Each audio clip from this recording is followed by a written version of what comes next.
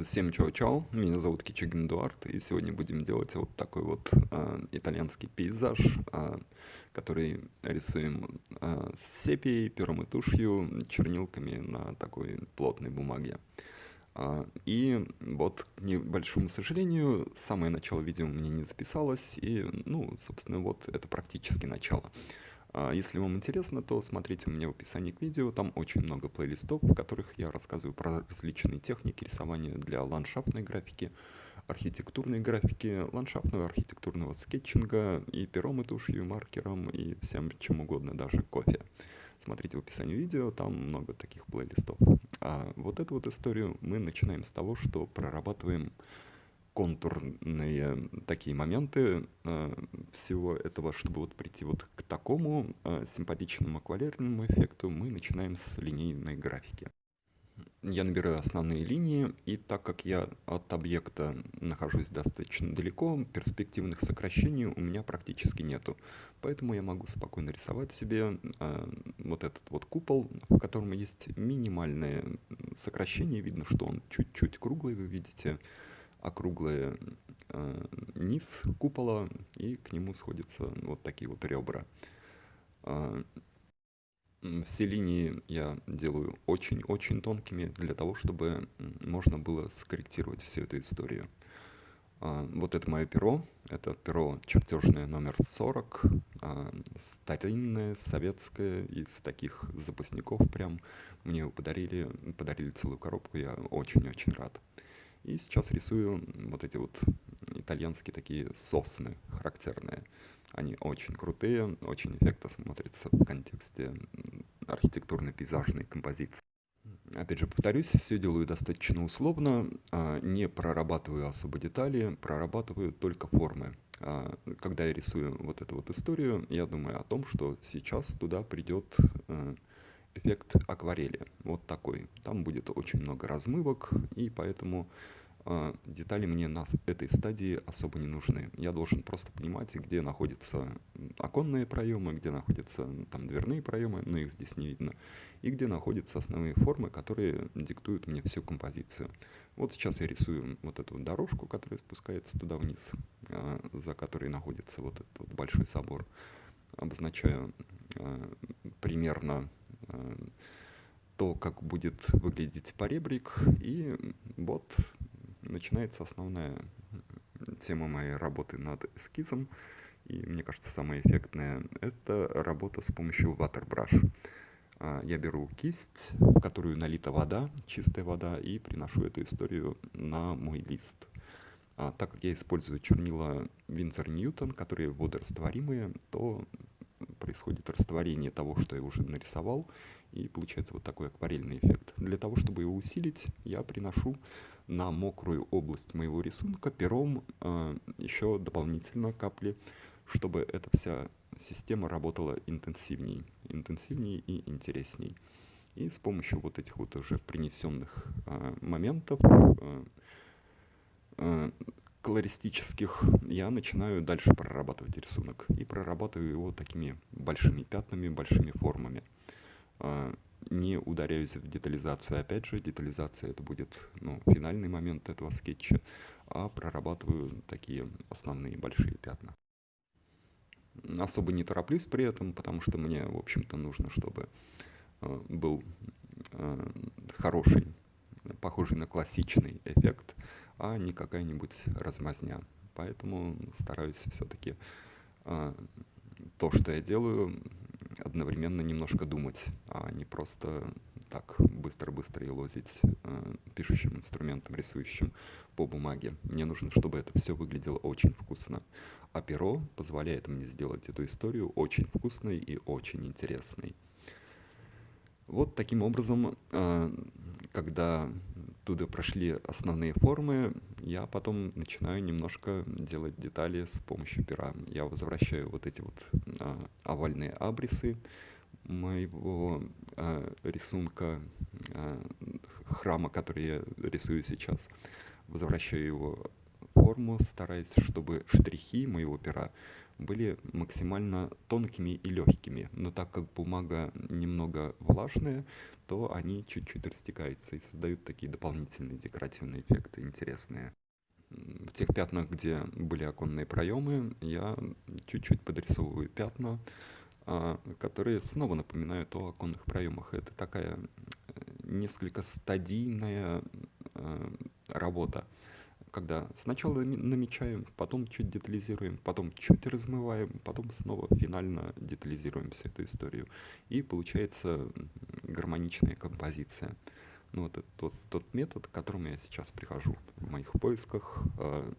Движение в сторону скетчинга, и чтобы было и быстро, и в классических традициях. В классических традициях такой скетчинга архитектуры, которые делали древние монстры архитектуры, чтобы это все было очень близко к классике.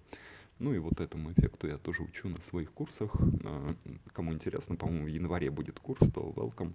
Ну, смотрите, там в описании под видео, может быть, будут эти все... Хотя я не знаю, наверное, лучше в соцсетях смотреть. Я иногда там публикую информацию. Но все-таки вы, которые смотрите мои видео, вы, пожалуйста, лучше сначала практикуйте, вот, получайте такой практический опыт, берите лист, бумагу и начинайте повторять всю эту историю. Ставьте видео на паузу и проходите вместе со мной по этапам эту работу. Это не сложно, это недолго и очень хорошо прокачивает. Самое главное — практика. Если вы делаете практику, то все получится. Если не делаете практику, просто, ну так, слушайте теорию, то это будет очень далеко от вашей истории. Я тут все проговариваю, и можно таким образом научиться, и многие вообще уже, мне кажется, по всему миру люди делают такую историю и присылают мне работы, показывают, смотри, типа, как клево получается. Ну, я очень радуюсь этому моменту. Все планирую перейти с моими видосами на английский язык, но пока английский язык мне немножко не дается, это чуть-чуть сложно. Вот, ну, все будет. И вот также дальше прорабатываю детали. Смотрите, как интересно смотрятся очень тонкие линии с большими такими тяжелыми пятнами. Выглядит и очень сильно, и очень деликатно. Очень сильно и очень деликатно. И вот в этом такие большие кайфы рисования пером и тушью. И сочетание этой техники с акварельной техникой. Если я раньше больше упирал на то, чтобы работать чистым пером, то теперь вот я немного прихожу в эту историю. И эта история на самом деле как раз есть традиционная, потому что я много видел таких набросков. Ну, кто? Старинные архитекторы так рисовали. Вот если погуглить, посмотреть, очень много вот таких вот примеров. И это очень интересно. Мне кажется, значит, я иду в правильном направлении. Блин, это важно. И когда есть уже основные формы, есть уже большие пятна, я делаю вот такую вот, ну, странную штуку, ну, не странную, но понятную. Ложу штрих по форме предмета, для того, чтобы подчеркнуть, что вот эта форма горизонтальная, вот эта форма вертикальная, и добиваюсь я этого простым штрихованием, не более того.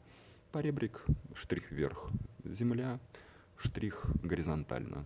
Там на соборе вот эти штрихи, соответственно, тому, куда направлены вот эти стороны стен моего собора. Не моего собора, ну того, который я рисую, конечно, да. И сейчас, по сути, идет уже более-менее финальная проработка, потому что у меня проявились все основные теневые зоны. И на соснах вот этих итальянских я рисую листики, показываю, каким образом, ну, что там есть какая-то зеленая история. На крыше уже делаю детализацию вот с этими маленькими фронтонами. Я не прорисовываю все подробно. Я рисую маленькие детали в акцентных местах. Если всю эту крышу зарисовать линиями и, ну, зарисовать так, как будет правильно, то рисунок немножко, ему будет очень плохо. А если сохранять недосказанность, тогда глаз человека угадывает то, что должно быть там нарисовано, и это выглядит в итоге легко и симпатично.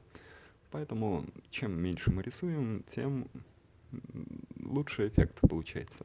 Но тут нужно на практике найти вот это вот умение и баланс.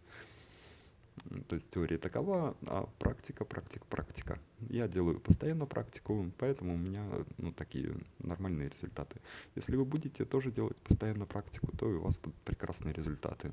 Я этому научился от того, что у меня было очень мало времени. Я мог только, очень мало этому времени уделять. И я думал, каким образом можно мне сделать так, чтобы я рисовал мало, я рисовал быстро, а результат был клевый. Ну, в общем, выжимку из этого такого опыта вы видите в моих видосах. Поэтому, пожалуйста, повторяйте. Это прям хорошая методика. Я много рисую Италию, потому что достаточно много практикую там, и для меня это прям очень такая родная уже практически история, которая создает для меня всю такую вот эстетику, которая теперь уже есть во мне. И вот я подумал, что было бы прикольно, если бы я туда принес для такого понимания самоштабности парочку людей. И вот то, каким образом я думаю, что они могут там быть. Немножко тени для них, простой очень абрис вот этих вот персонажей. И немножко размываю, чтобы они не очень сильно брали на себя внимание, не отнимали внимание от собора, который у меня на рисунке главное. Если мы приносим людей на рисунок, то они берут на себя, конечно, очень много внимания. И тут важно вовремя остановиться, потому что я думаю, что если я очень много буду прорабатывать этот рисунок, он будет тяжелым, неуклюжим и таким странным. А пока он хоть и очень интенсивный, по пятнам очень сильный, но в то же время и драматично легкий. Вот это вот сочетание между очень интенсивными пятнами, очень легкими линиями, очень выпуклой историей и в то же время воздушной историей. Оно дает такой прям интересный, хороший эффект, который я и предлагаю вам освоить. Ну и финальная штука моего скетчинга — это подпись Эдуард Кичигин, и это, кажется, 2019 год, если я ничего не путаю. Вот мое перо. И сейчас я полетаю над рисунком, чтобы вы рассмотрели детали. Как работает тушь, винзоровская, с бумагой вот этой толстой. Это бумага 280 грамм на метр. Толстая, такая классная. Я могу лить на нее воду много, и ее не коробит. Это важно там для моей техники. Нужно брать хорошую бумажку, нужно брать хорошую тушь, потому что вот как она работает. Очень круто. Это такие прям очень художественные разводы. А это перо, не звездочка, перо номер 40. Чертежное советское. И прям мне теперь в последнее время очень нравится работать. Вот такие сосны получились. Еще чуть не досохло, но от этого только кайфовее смотрится. Такие они сами по себе уже композиционно выстроены. Это каллиграфия Инк Винсор Ньютон. И вот эта вот вся моя история в целом.